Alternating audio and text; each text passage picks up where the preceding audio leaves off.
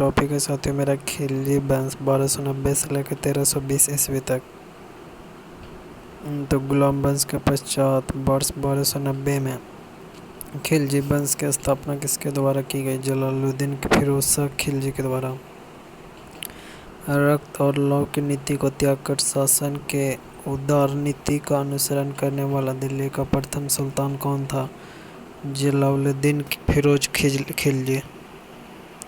वर्ष 1296 में कड़ा मानिकपुर में जलालुद्दीन की हत्या किसने की थी? अलाउद्दीन खिलजी ने।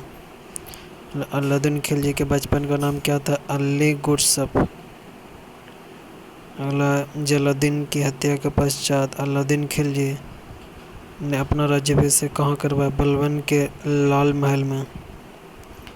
अलाउद्दीन एक साम्राज्यवादी शासक था। वह विजय प्राप्त करने के साथ साथ एक नए धर्म की स्थापना करना चाहता था।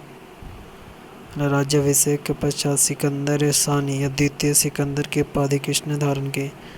अलाउद्दीन खिलजी ने। सुल्तान बनने के पश्चात अलाउद्दीन ने प्रथम आक्रमण किस शासन पर किया? रायकर गुजरात का शासन। अलाउद्दीन का सेनापति मलिक काफूर गुजरात विजय के दौरे नुसरत खां द्वारा 1000 दिनार में खरीदा गया, इसलिए उसे 1000 दिनारी कहा जाता है। वर्ष 1303 में अलाउद्दीन के द्वारा चित्तौड़ पर आक्रमण के समय वहाँ का शासक कौन था? तो राणा रतन सिंह। विंध्याचल पर्वत श्रेणी को पार कर दक्षिण भारत पर आक्रमण करने वाला दिल्ली सल्तनत का प्रथम सुल्तान कौन था? तो अलाउद्दीन खिलजी। अलाउद्दीन के दक्षिण अभियानों का सेनापति कौन था? तो मलिक काफूर। तेलंगाना वारंगल के शासन प्रताप रुद्रदेव द्वितीय ने मलिक काफूर को विश्व प्रसिद्ध कोहिनूर हीरा भेंट किया था, जिसे मलिक काफूर ने अलाउद्दीन खिलजी को भेंट किया। आगे, अलाउद्दीन खिलजी का दक्षिण भारत अभियान। देवगिरी शासक रामचंद्र देव अभियान का नेतृत्व मलिक काफूर वर्ष 1307 ईस्वी में। वारंगल शासक प्रताप रुद्रदेव अभियान का नेतृत्व मलिक काफूर 1309 ईस्वी में। द्वार समुद्र शासक बीरबललाल III अभियान का नेतृत्व मलिक काफूर वर्ष 1310 ईस्वी में। पांडे शासक वीर पांडे अभियान का नेतृत्व मलिक काफूर 1311 ईस्वी में। मलिक काफूर द्वारा सर्वप्रथम किस दक्षिण भारतीय राज्य पर आक्रमण किया गया? देवगिरी पर। दिल्ली सल्तनत का वह कौन सुल्तान था जिसने नकद वेतन के साथ अस्थायी सेना का संगठन किया? अलाउद्दीन खिलजी। अलाउद्दीन द्वारा सेना में भ्रष्टाचार रोकने के लिए कौन सी योजना अपनाई गई? घोड़े को दागने की प्रथा तथा हुलिया प्रथा। चराई कर तथा गृह कर घड़ी चरी कर लगाने वाला प्रथम सुल्तान कौन था? अलाउद्दीन खिलजी। सर्वाधिक मंगोल आक्रमण किसने के शासनकाल में हुआ? तो अलाउद्दीन खिलजी के शासनकाल में। दिल्ली सल्तनत का वह प्रथम सुल्तान कौन था जिसने स्वयं को घोषित किया? तो मुबारक शाह खिलजी। घोड़े के नाल के आकार की मेहराब का प्रयोग सर्वप्रथम कहाँ पर किया गया? तो अलाई दरवाजा में। अलाउद्दीन द्वारा सैनिकों को सस्ते मूल्यों पर वस्तुओं को प्रदान करने के लिए बाजार नियंत्रण की नीति अपनाई गई। अलाउद्दीन के बाजार नियंत्रण अधिकारी बरीद ए मंडी बाजार निरीक्षक, शाहना ए मंडी बाजार अधीक्षक, दीवान ए रियायत बाजार नियंत्रक, लम्मन हवान गुप्तचर। आगे, पद्मावत मोहम्मद जायसी के अनुसार अलाउद्दीन ने रानी पद्मिनी की सुंदरता से प्रभावित होकर चित्तौड़ पर आक्रमण किया। तुगलक वंश 1320 से लेकर 1414 ईस्वी तक। 1320 ईस्वी में तुगलक वंश की स्थापना किसके द्वारा की गई? तो गियासुद्दीन मोहम्मद तुगलक के द्वारा। गाजी मलिक। सल्तनत काल में नहरों का निर्माण तथा डाक व्यवस्था का आरंभ करने वाला प्रथम सुल्तान गयासुद्दीन। किस सूफी संत के साथ गयासुद्दीन तुगलक के संबंध अच्छे नहीं थे? निजामुद्दीन औलिया। बंगाल अभियान से लौटते समय गयासुद्दीन तुगलक ने आदेश दिया था कि उसके दिल्ली पहुंचने से पहले अहलिया दिल्ली छोड़ दे। इसी संदर्भ में निजामुद्दीन औलिया ने सुल्तान के विषय में कहा था, दिल्ली अभी दूर है, हुनूज दिल्ली दूर अस्त। दिल्ली सल्तनत का सर्वाधिक विद्वान सुल्तान कौन था? मोहम्मद बिन तुगलक।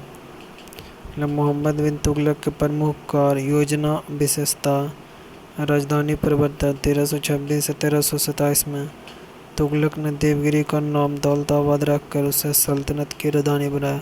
यह योजना असफल रही। 1335 ईस्वी में पूरा दिल्ली को राजधानी बनाया गया। दोआब में कर वृद्धि, यह योजना भी असफल रही क्योंकि 1327 से 28 उस समय वहाँ अकाल पड़ जाने के कारण जनता कर नहीं दे सकी। सांकेतिक मुद्रा का प्रचलन 1330 ईस्वी में। चांदी की कमी का सामना करने के लिए सांकेतिक मुद्रा का प्रचलन किया गया, किंतु नियंत्रण के अभाव में यह योजना भी असफल रही। खुरासन का अभियान 1336 से 1337 में। खुरासन पर विजय प्राप्त करने के लिए तुगलक ने 3,70,000 सैनिकों का गठन करके उन्हें 1 वर्ष का अग्रिम वेतन प्रदान किया।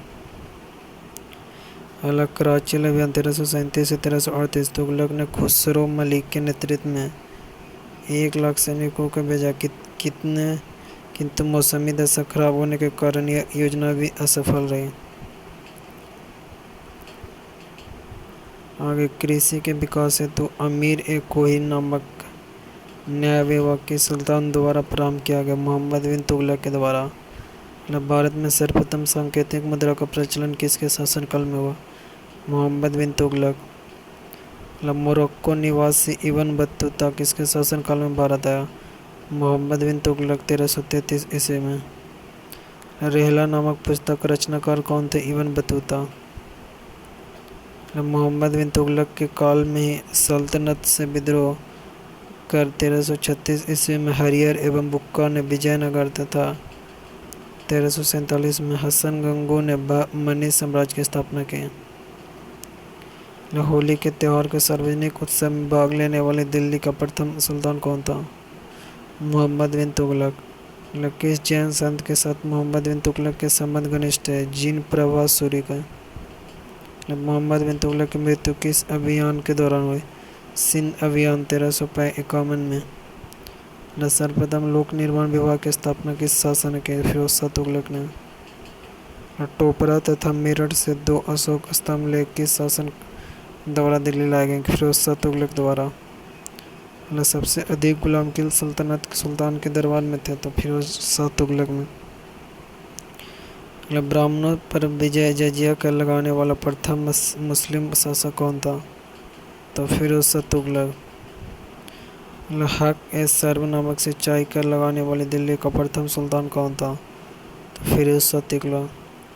फिरोज शाह के काल में स्थापित विभाग दीवान ए बंदगान दासों की देखरेख के लिए, दीवान ए इस्तिहाक पेंशन देने के लिए, दीवान ए खैराज असहयोग लोगों की मदद के लिए। दिल्ली सल्तनत के तुगलक वंश का अंतिम शासक कौन था? नसीरुद्दीन महमूद। नसीरुद्दीन महमूद के शासनकाल में मध्य एशिया के महान सेनानायक तैमूर ने वर्ष 1398 में भारत पर आक्रमण किया था। चैनल को सब्सक्राइब कीजिए।